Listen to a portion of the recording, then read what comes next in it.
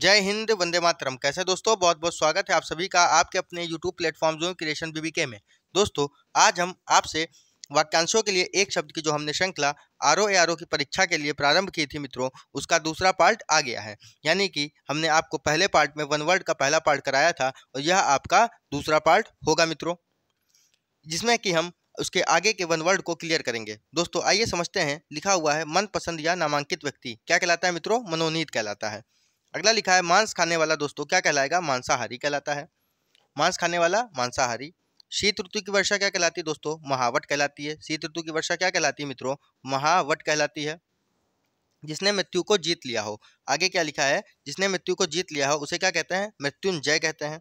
ज्ञान नेत्र से देखने वाला अंधा व्यक्ति दोस्तों क्या कहलाता है? दिव्य दृष्टा कहलाता है। क्या कहलाता है? दिव्य दृष्टा। क्या कहलाता है? दिव्य दृष्टा। ज्ञान नेत्र से देखने वाला अंधा व्यक्ति दिव्य दृष्टा कहलाता है मित्रों। अगला लिखा है कठिनाई से समझने योग्य, उसे क्या कहेंगे? दुर्बोध गम्य। जिसकी जीविका दान पर चलती हो दोस्तों, दान वृत्ति। जिसकी जीविका दान पर चलती है उसे क्या कहते हैं? दान वृत्ति कहते हैं। क्या कहते हैं? दान वृत्ति कहते हैं। अगला लिखा है जो देखने योग्य हो उसे कहते हैं दोस्तों द्रष्टव्य या दर्शनीय। जो देखने योग्य हो वो क्या कहलाता है? द्रष्टव्य या दर्शनीय कहलाता है। अगला लिखा है जिस वर की शादी दूसरी बार हो रही हो उसे क्या कहते हैं? द्विवर। क्या कहते हैं? द्विवर। जिस वर की शादी दूसरी बार हो रही है उसे द्विवर कहते हैं मित्रों। अगला लिखा है जो भिन्न भाषा भाषियों के बीच मध्यस्थता करने वाला क्या कहलाएगा? द्विभाषिता कहलाता है। अपनी विवाहिता पत्नी से उत्पन्न पुत्र क्या कहलाता है दोस्तों? औरस। क्या कहलाता है? औरस कहलाता है। अपनी ही विवाहिता पत्नी से उत्पन्न पुत्र क्या कहलाता है? औरस कहलाता है मित्रों। अगला लिखा है जिसे जीता ना जा सके वह अजेय होता है। जिसे जीता ना जा सके अजेय। दोपहर के बाद का समय मित्रों क्या कहलाएगा? अपराहन कहलाता है। दोपहर के बाद का समय क्या कहलाता है? अपराहन कहलाता है। दोपहर के बाद का समय अपराहन कहलाता है मित्रों। अगला लिखा हुआ है जिसका परिहार या त्याग ना हो सके या जिसको छोड़ा ना जा सके वो क्या कहलाता है? अपरिहार्य। जिसको छोड़ा ना जा सके या जिसका परिहार या त्याग ना हो सके क्या कहलाता है? अपरिहार्य कहलाता है। अगला लिखा है दोपहर से पहले का समय दोस्तों पूर्वाहन। अभी आपने पढ़ा दोपहर के बाद का समय अपराहन, दोपहर से पहले का समय पूर्वाहन मित्रों। फिर अगला लिखा है दोपहर का समय दोस्तों क्या कहलाता है? मध्याहन। देखिए दोपहर का समय मध्याहन, दोपहर से पहले का समय पूर्वाहन, दोपहर के बाद का समय अपराहन। ठीक है मित्रों। अगला लिखा है जिसको जीतने वाला कोई शत्रु ना जन्मा हो या जिसका कोई शत्रु ना हो वो क्या कहलाता है? अजात शत्रु कहलाता है। क्या कहलाता है? अजात शत्रु कहलाता है। जिसके समान कोई दूसरा ना हो वह अद्वितीय होता है। जिसके समान कोई दूसरा ना हो उसे क्या कहते हैं? अद्वितीय कहते हैं मित्रों। अगला लिखा है जिस पर मुकदमा चल रहा हो या जिस पर अभियोग लगाया गया हो उसे क्या कहते हैं? अभियुक्त कहते हैं। क्या कहते हैं मित्रों? अभियुक्त कहते हैं। जिस पर मुकदमा चल रहा हो या जिस पर अभियोग लगाया गया हो उसे क्या कहते हैं? अभियुक्त कहते हैं। अगला लिखा है जिसकी कोई सीमा ना हो उसे क्या कहेंगे? असीम। जिसकी कोई सीमा ना हो असीम कहलाता है। अगला लिखा है जिसके आने की कोई तिथि ना हो वो होता है अतिथि। जिसके आने की कोई तिथि नहीं, मेहमान, यानी कि दोस्तों उसे क्या कहते हैं? उसे कहते हैं अतिथि कहते हैं। अगला लिखा है जिसकी उपमा ना हो सके, जिसकी उपमा ना हो उसे क्या कहते हैं? अनुपम या अनुपमेय कहते हैं। अनुपम या अनुपमेय कहते हैं। जो वस्तु एक ही स्थान पर ना रहे यानी कि चल रही है तो उसे क्या कहते हैं दोस्तों? चल। जो वस्तु एक स्थान पर ना रहे उसे क्या कहते हैं? चल कहते हैं मित्रों। अगला लिखा है सारे पृथ्वी का राजा चक्रवर्ती। सारे पृथ्वी का राजा क्या होता है? चक्रवर्ती राजा। कौन सा राजा? चक्रवर्ती राजा। अगला लिखा है आंखों को भाने या अच्छा लगने वाला दोस्तों क्या कहलाता है? चक्षुष्य कहलाता है। क्या कहलाता है मित्रों? चक्षुष्य कहलाता है। चा में मात्रा नहीं, छा में मात्रा होगी। चक्षुष्य कहलाता है।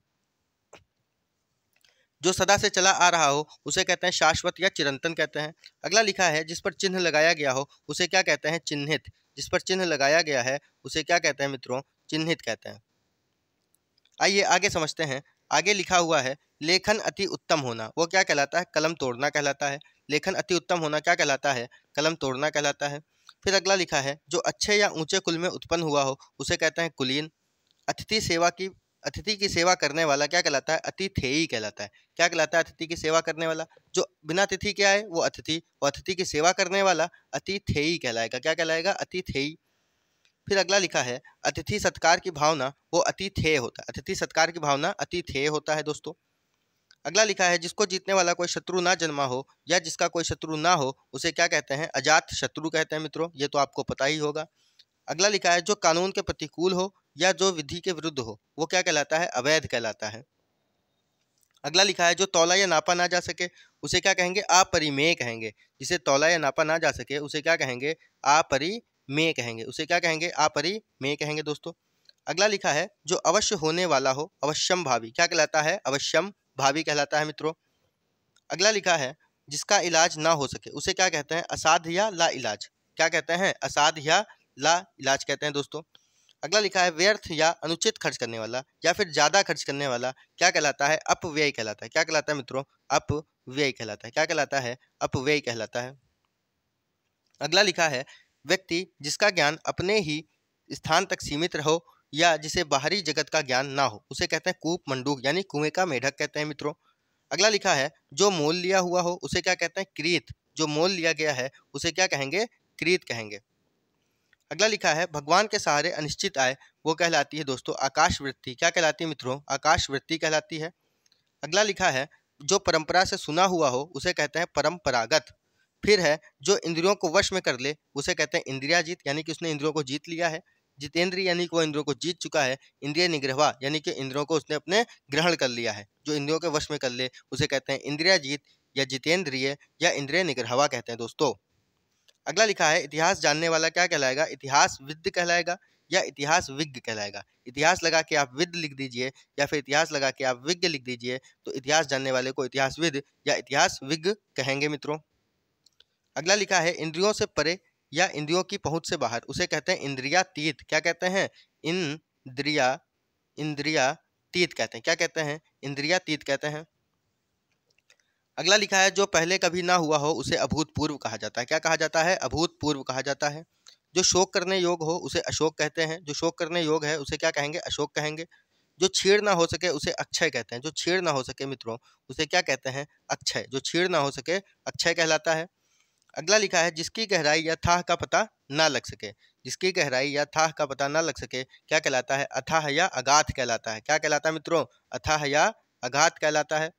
अगला लिखा है जो आगे की बात सोचता हो, जो आगे की बात सोचता हो क्या कहलाता है, दूरदर्शी। जो आगे की बात सोच रहा है दोस्तों वह दूरदर्शी व्यक्ति है, उसे दूरदर्शी कहेंगे। फिर अगला लिखा है गोद लिया हुआ पुत्र, गोद लिया हुआ पुत्र क्या कहलाता है, दत्तक पुत्र कहलाता है। जो दोबारा जन्म लेता है उसे क्या कहते हैं मित्रों, जो दोबारा जन्म लेता है उसे कहते हैं द्विज। क्या कहते हैं, द्विज कहते हैं। अगला लिखा है जहाँ जाना कठिन हो उसे दुर्गम कहा जाता है। और द्विज के दो अर्थ और होते हैं, द्विज का मतलब ब्राह्मण और द्विज का मतलब पक्षी, यानी द्विज के दो समानार्थी शब्द हैं, ब्राह्मण और पक्षी। हमने दोस्तों इसी के साथ आपका पार्ट 2 भी क्लियर कर दिया। पार्ट 1 में हमने 50 वन वर्ड बताए, पार्ट 2 में हमने 50 बताए दोस्तों। आपके 100 वन वर्ड 2 पार्ट में हो गए, जिसके 7 पार्ट हैं मित्रों। 7 पार्टों के माध्यम से हम आपके वन वर्ड को क्लियर करेंगे मित्रों, और आपके वह सारे वन वर्ड परीक्षा में देखने को अवश्य मिलेंगे। यदि आपको वीडियो अच्छा लगा है तो वीडियो को लाइक करिएगा, शेयर करिएगा, कमेंट करिएगा और चैनल को सब्सक्राइब करना ना भूलिएगा। जय हिंद, जय भारत।